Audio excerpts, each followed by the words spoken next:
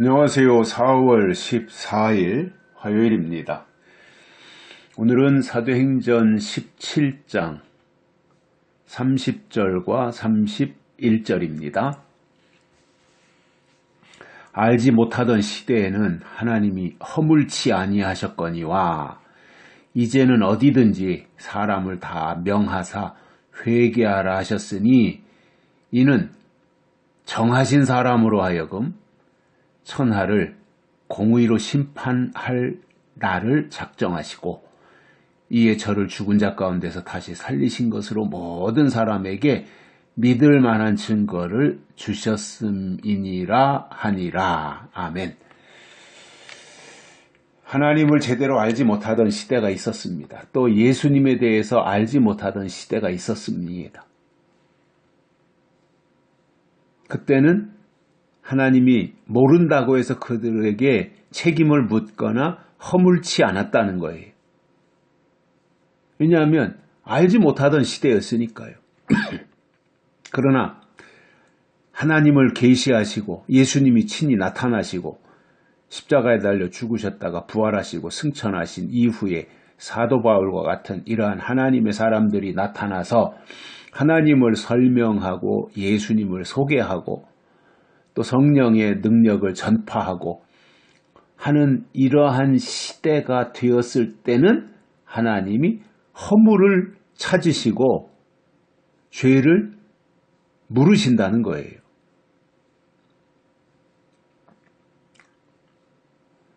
그래서 하나님이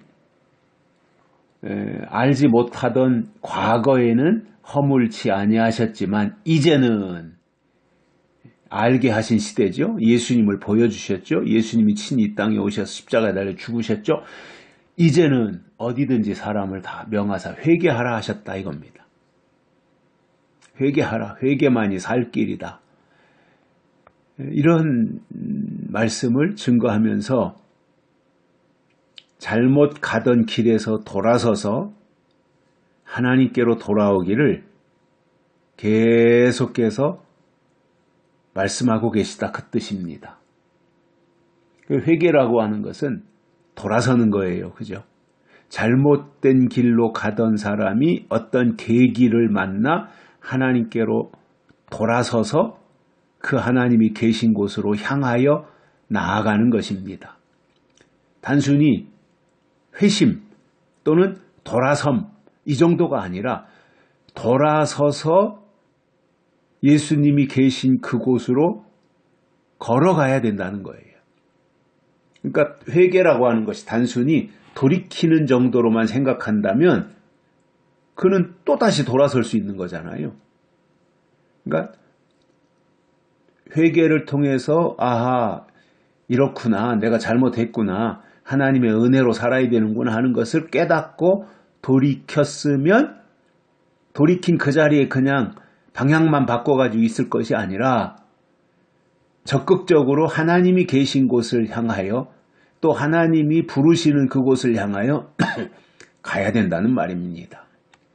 근데 많은 사람들이 그냥 그 자리에서 딱 돌아서 가지고 거기에 머물러 있는 경우들도 많아요.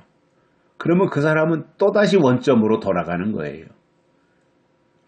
그래서 회개라고 하는 것은 회심을 통해서 돌아설 뿐만 아니라 하나님이 부르시는 그 자리를 향하여 가야 되고 하나님이 주신 그 목적지에 도달해야 되는 겁니다. 그게 완전한 회개가 되는 거지요. 하나님은 우리가 그러한 사람으로 살기를 원하신다는 거예요. 바울이 지금 그러한 부분들을 설명하시는 거거든요. 그래서 회개하라고 하셨는데 회개하라고 하신 것은 정하신 사람으로 하여금 예수님이죠. 예수님은 하나님이 정하신 사람이잖아요. 정하신 사람으로 하여금 천하를 공의로 심판할 날을 작정하신 거잖아요.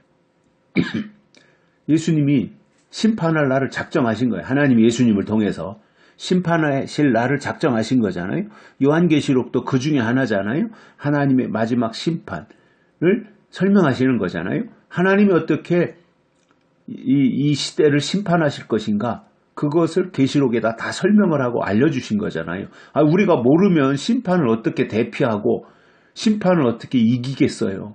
모르면 못 이기는 거 아니에요. 그러니까 하나님은 알려줄 의무가 있는 거예요. 하나님의 사람들에게는.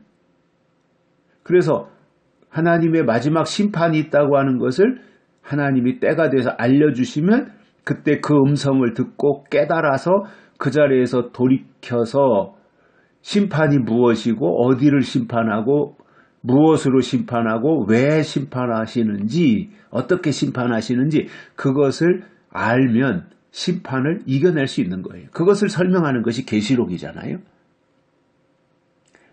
그래서 이 공의로 심판할 날을 하나님이 작정하신 것을 성경에다가 기록을 해 주셨고 우리는 성경을 통해서 하나님이 심판을 이렇게 진행하시는구나 하는 것을 성경을 통해서 깨달아야 된다는 말입니다. 그리고 그 심판을 작정하셨을 뿐만 아니라 그 정하신 사람을 죽은 자 가운데서 다시 살려내셨잖아요. 예수님이 십자가에 달려 죽으셨다가 하나님이 다시 살려주셨잖아요. 살려내셨잖아요.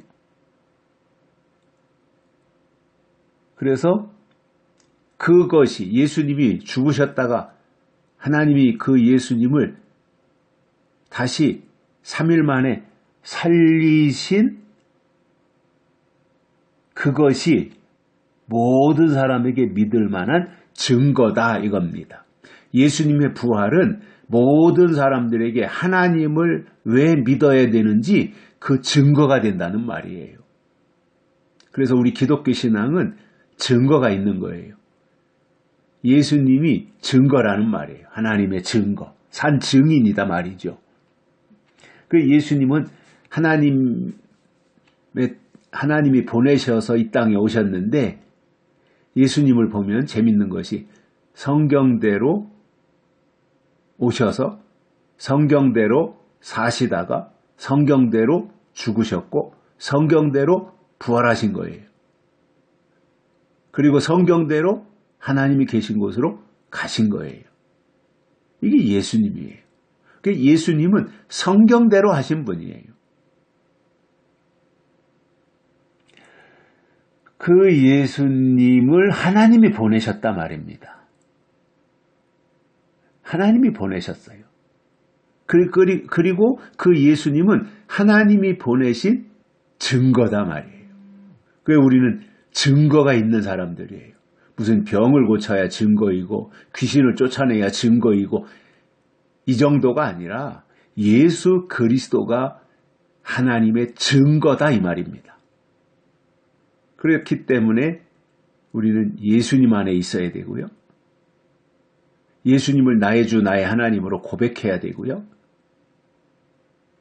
또 계시록에서 말씀하는 것처럼 예수님이 신랑으로 이 땅에 오신다고 했으니 그 신랑 소식에 귀 기울이고 관심을 가지는 것이 지금 이 땅에서 증거를 가진 사람들이 취해야 될 행동이고 태도다. 그 방향에서 우리의 믿음을 보존하고 발전시켜 나가야 하지 않겠는가. 저는 그러한 생각을 오늘 또 해봅니다. 여기까지 하겠습니다. 고맙습니다.